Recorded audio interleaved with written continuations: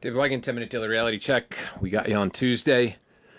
It is almost Thanksgiving. How do you feel about it being Thanksgiving? What are you thankful for? Tomorrow's episode, we'll talk about what you're thankful for in your life. But today, we'll talk a little bit about a lot of things. For one, as I'm sitting in my daughter's room doing this podcast, I'm watching the fish tank, and I'm realizing there's a hierarchy in the fish tank. There's this giant angelfish that thinks it's the boss of everything. So the fish just kind of parades around and literally alphas all the rest of the fish. Then you have these like bottom feeder fish. You got these loaches. There's this new loach. It's striped. That loach works hard every single day. It digs deep into the rocks. It looks for food. The catfish was super lazy until the loach came in.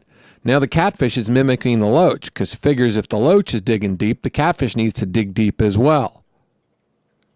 You know I'm going somewhere with this. Right now, you may not give a shit about my daughter's fish tank. You may not care about the loach hierarchy. But the bottom line is, how deep do you dig into your gravel to move around your shit? Think about it. If you look at a fish tank, some of the fish just kind of float by. They just hang out. You know, they cruise, food comes, they get the food that comes to the bottom. They're not super aggressive at all. As a matter of fact, they're pretty mellow. Then there are the fish that hustle and work and scrub the bottom of the tank and do their job 24/7 and don't leave a stone unturned.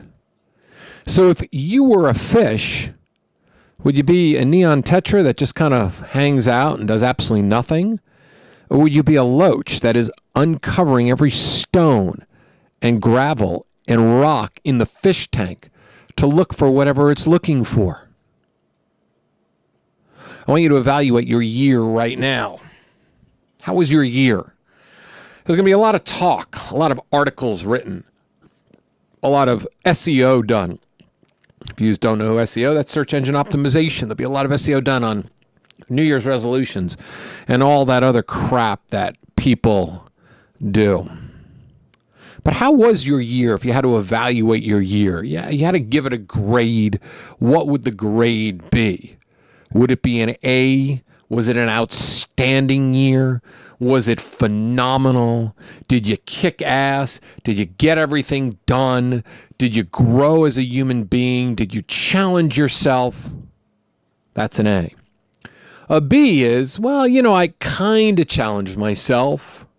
I grew in some ways, but, I didn't really push myself as hard as I could have, but I'm proud that I pushed myself anyway, so that's a B.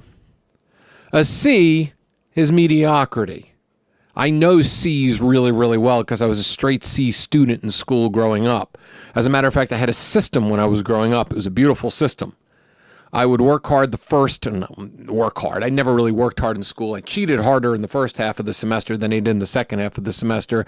And what I would do is I would try to get as best of a grade as possible on the midterm so I can fuck up the rest of the year, right? So I did this in college a lot. If I got a B on the midterm, it meant that I had to get a D on the final. So that way I average out to be a C because I was okay being a C student because I know when I was in college, none of that shit really mattered. None of that mattered whether or not I was going to be successful in life or not. The grades meant nothing to me at all. They were just a system that showed whether or not you were paying attention, memorizing stuff, and really just vomiting the information back on the test. But in life, if you get a C, it means that, you're on a diet one day, you're off the diet the next day, the best analogy. You're at the gym one day, you don't go for the next 2 days. You work hard at work one day, you don't work hard the next day. You're a C student. You go out and you try to meet people because that's your thing that you want to overcome. And you do it one day and then you have a little bit of a setback. And like a typical C student, you just kind of float and drift and don't really do it the next day. That's a C life. Just to give you an idea when you're grading yourself. A D stands for dummies. It just means that you just talk, you have the dunce cap on, you're a lot of talk, you get nothing really truly done.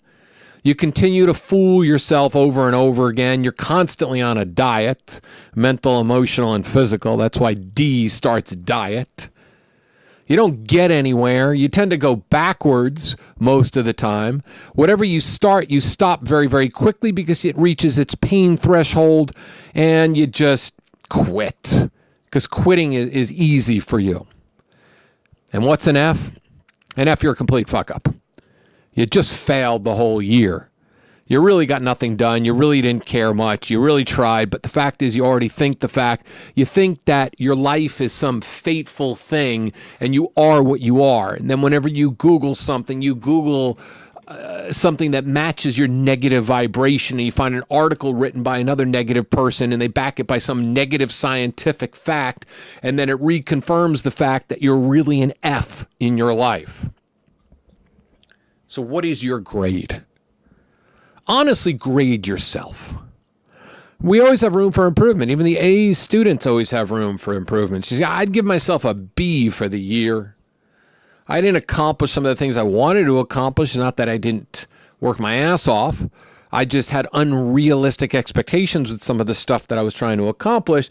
So I give myself a B actually a B plus, because my expectations were unrealistic and they should have been more realistic.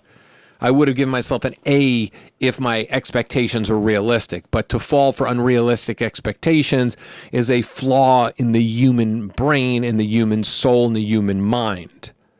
So that would be my grade for the year. What is your grade for the year? How would you honestly grade yourself? That's today's podcast. Short and sweet. It's a holiday week. You got a lot going on. You got to go over the river and through the woods to grandmother's house. Remember that song as a kid? You got family coming on. There's better things to do than listen to me. Don't overeat. Don't overindulge. Put up with your grandmother. Put up with your uncle. Put up with your drunken cousin. Don't worry if you go to a Thanksgiving party and you're single, or Thanksgiving night and you're single. Don't listen to your grandmother and ask you, well, God, I can't believe you're still single. There's nothing wrong with you. Grade your year. See where you can mark improvement. See where you can literally catapult yourself into 2019 by really having marked improvement the rest of 2018. Because like I told you, momentum is everything. You're never going to be able to start anew again. So you need to start anew every single day. Just because there's a new year coming up doesn't mean you're going to start anew. Momentum is key. Get it now. I'll see you tomorrow. David Wygant, 10-minute daily reality check. Pass it on.